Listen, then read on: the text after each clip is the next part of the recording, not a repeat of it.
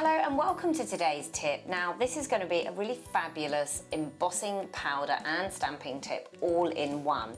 Now what I've got here is a photograph that I want to use, and I am wanting to create an elaborate background using embossing powder and my vellum.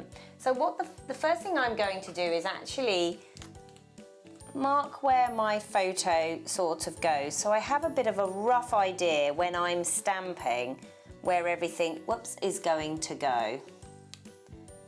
So I'm just going to put a little line there, and now I can see where I need to add my stamps. I've pulled out all of my elaborate looking stamps. I was going to do a flower one, and then I was like, oh no, they're not quite the right size, but these elaborate sort of, the kind of corners really, they look fantastic and they work really, really well. So you want to start off with your largest stamp first, the one that's going to sit in the foreground. Okay, so I'm going to use my Versamark watermark ink and just really juice this up, get lots and lots of ink on there. And then this is going to be my corner stamp.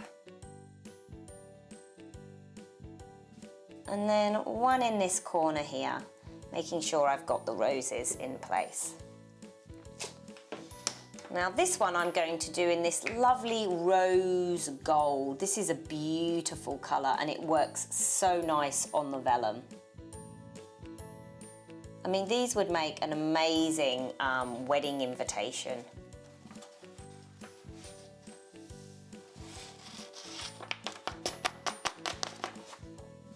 Now, if you don't have vellum, you can also use tracing paper. But one thing I recommend is, because this stuff can buckle a little bit, heat underneath first and then heat on the top.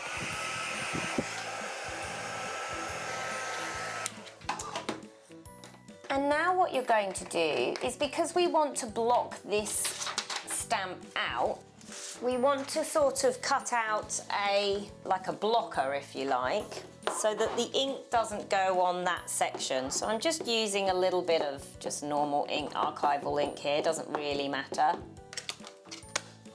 Stamping onto my piece of paper.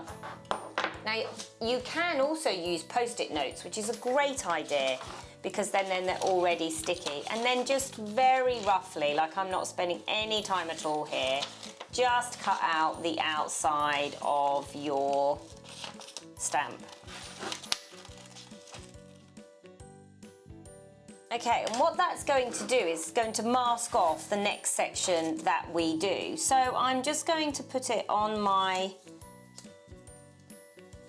first stamp, and then with my second stamp, which is going to be my sort of elaborate swirls that I've got here, when I stamp and add the swirls in either side, they're not going to go on that section, which means that that part won't be embossed, which is exactly what I want.